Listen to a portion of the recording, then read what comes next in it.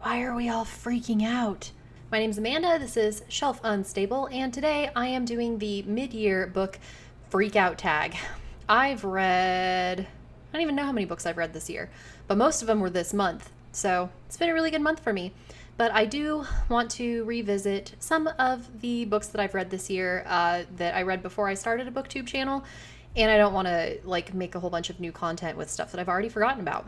So this seems like a good way to go over those books. I just watched Johanna's mid-year book freakout tag. I feel like this is a mouthful. It's probably just me, but Joanna's channel is awesome, and her mid-year book freakout tag video was so good, and it inspired me to do one myself. So thank you, Joanna, and thank you for all the awesome content that you put out. Joanna is a lovely, thoughtful, very well-spoken person who reads a really interesting mixture of books, and I think she's an amazing booktuber. And here I go copying her and everyone else and doing this mid-year book my gosh, we're gonna freak out about some books, I guess. So grab this list of questions for book mid-year. Anyway, all right, let's just get into it. The best book that I have read in 2022, I actually gave it a little position of honor up here. There is no other choice for the best book that I've read in 2022 so far than The Crippled God by Steven Erikson. This is the final book in the Malazan Book of the Fallen, and this book is transcendental. I am astonished that a human person wrote this book. The way that Steven Erikson culminated this series by pulling together so many characters and countless plot threads and overarching themes and concepts that he's been exploring for the last 11,000 pages is an accomplishment that I am just privileged to have witnessed. So yeah, easily top favorite book of the year. I really don't see anything unseating this. I finished it on Easter Sunday, actually, this year, and it left me in a pile of tears and crisis and catharsis that I have never felt with anything in my life. So thank you, Steven Erikson. The Crippled God is just a masterpiece. Favorite book of the year. No contenders that I can see anywhere in the future. And the second one here is we have Best Sequel. And I'm going to throw out kind of an oddball one here. My pick for Best Sequel that I've read in 2022 is A Court of Mist and Fury by Sarah J. Maas. I read A Court of Thorns and Roses as a buddy read with a couple of really good friends of mine over on the Fantasy Nuttwork Discord. Jimmy, I apologize for all of the ACOTAR talk that we've been doing in there lately. And I gave A Court of Thorns and Roses book 1 star. The characters were inconsistent and dumb. The villain was cartoonish and nonsensical. There's no good prose in a 50-mile radius of this book. Just objectively a bad book. My face while reading A Court of Thorns and Roses was mostly just... And then I read the sequel, A Court of Mist and Fury, and my expression reading that book was more like... So yes, the difference between A Court of Thorns and Roses and A Court of Mist and Fury is staggering. Do I think that A Court of Mist and Fury is a good book? No. Is it anywhere close to my favorite books? Absolutely not. But the character development from book 1 to book 2 is just really amazing, and honestly makes A Court of Thorns and Roses feel like a fan fiction prequel to A Court of Mist and Fury. So I gotta hand it to Sarah J. Maas. That book 1 to book 2 step up was really fun to watch, and I am actually currently reading the last book in the trilogy, A Court of Wings and Ruin. So we'll see how that goes. I'm just in the very beginning of it. So yeah, we'll see. It's been a really fun buddy read though, but I can't say I recommend any of these books. Next up, I have my most anticipated release for the back end of this year, and that is going to be Upgrade by Blake Crouch, easily, with no other contenders. Blake Crouch is one of my absolute favorite authors. He writes, his pacing is thrilling, His books are complete page turners. They are mysterious and intriguing and tense and just such a fun experience. I kind of think he's like the modern or moderner Michael Crichton. And I just really love everything that Blake Crouch has put out. He, again, just one of my favorite authors. I cannot wait for Upgrade. And I've seen some really good things from people that have had advanced copies of it. So super excited. And I know most of the people that I talk to in this corner of BookTube are also all pretty excited for Upgrade. I will probably be reading that the day that it is released. So can't wait for that. And now we're on to my biggest disappointment of 2022. And I'm sorry to do this to everyone, because I know if you're watching, you actually probably love this book, but my biggest disappointment for 2022 so far is Grace of Kings by Ken Liu, book number 1 in the Dandelion Dynasty. I love Ken Liu as an author. I think his short stories are incredible and heart-wrenching and just beautifully written. I think he did amazing work translating the Three-Body Problem and the third book in that trilogy, Death's End. So I love Ken Liu. I know he's a genius. He's a super smart guy, but Grace of Kings did not do it for me. I didn't connect with the narrative style that he used. I didn't like any of the characters. Wall of Storms, I don't know, maybe in a few months. It's not a priority. The book gave me whiplash. It's almost like so much happens that it feels like nothing really happens, and I just couldn't connect with any of the characters. So yeah, I wish I could like this book, because on paper, it should be a huge win for me, but it just wasn't. But that says nothing about Ken Liu as an author. I probably just didn't get it or something, but again, just not for me. And now we have biggest surprise. The biggest surprise for me this year so far has been A Dowry of Blood by S.T. Gibson. This is not my normal genre at all. This was a reimagining of Dracula and his brides from the perspective of one of the brides. It was written almost, I got kind of Cersei by Madeline Miller vibes from how it was written. It's got that like mythological type writing style to it. And the prose was simply beautiful, just stunning, probably some of the best that I've read in years. I'm not kidding. Audiobooks, which is how I consumed this one, don't usually have as big of an emotional effect on me, but the writing in A Dowry of Blood was so captivating and so moving that I was crying on my commute, and not because anything really emotionally upsetting was happening at the time. Well, I guess it was, but for me, it wouldn't have been something that would normally make me cry just because of what's happening. But the writing just got to me. It spoke to me on such a deep level and just really, really cut me deep. These bisexual vampires are just going on a whirlwind through Europe and exploring abusive relationships and what it means to find your strength and your community in this really messed up found family. It's a very quick read, and the narrator did an absolutely incredible job on this audiobook. So 5 stars, huge surprise. Did not think this was going to be up my alley. Again, this is not the kind of genre, this like very kind of romantic, dramatic retelling of a classic kind of mythological story. But again, absolutely loved it. Just great stuff from S.T. Gibson and the narrator. All right. Favorite new author. This is an author that's new to me, not a new author, but this year I discovered and fell in love with the writing of R. Scott Baker. I read the Prince of Nothing trilogy, which if you've seen any of my videos before, I'm pretty sure I've mentioned this trilogy in every single video except the Brandon Sanderson one, because that wouldn't make any sense. Or would it? But R. Scott Baker's prose alone would do it for me to make him be one of my new favorite authors. But on top of that, just his philosophy and the risks that he takes all kind of sum up to be just mind-blowing to me. I'm so glad that I found R. Scott Baker and his work.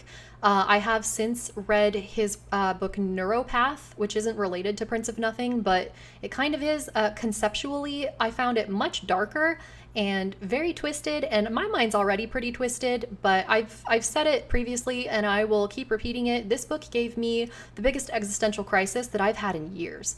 R. Scott Baker, I'll read anything he writes, and I am going to be starting Aspect Emperor, starting with The Judging Eye, in probably a couple of days. I was just honored to be on the Fantasy Network with Jimmy and Mark from Slowly Read about the Prince of Nothing trilogy. So I'll link that in the description. We had a really great chat, and yeah, it really got me fired up to continue with the second Apocalypse series.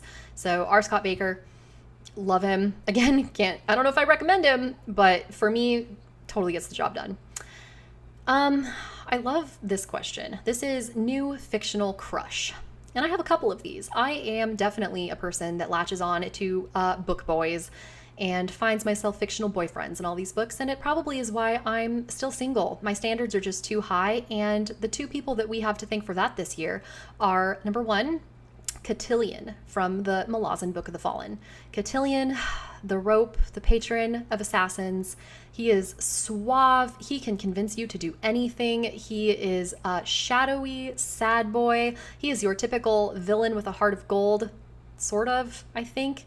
But it's that typical bad boy. What can you do? I am not immune to the spells of the shadowy, villainous figure that still has empathy and compassion. So Cotillion, hands down. And an honorable mention to number two, Rhysand from Sarah J. Maas's A Court of Thorns and Roses trilogy. I'm not really ashamed, but honestly surprised at how much I like Rhysand. I have stumbled onto Book Talk on TikTok, so my For You page is just full of like fairy, vampire, smutty book recommendations, and apparently the ACOTAR algorithm worm finally burrowed itself deep enough in my brain to like make me read this series. Thank goodness that I had buddies reading it along with me, like I said earlier. But yeah, Rhysand, wow, like I'm about Rhysand from A Court of Mist and Fury. I guess if you know what I'm talking about, you know. If you don't read the books. But yeah, those are my two crushes for sure, crushing hard. Now I have my favorite character that I was introduced to in 2022. And I'm going to have to give this one to Sasha from Vita Nostra. Sasha is the protagonist of Vita Nostra by Marina and Sergei Dyachenko.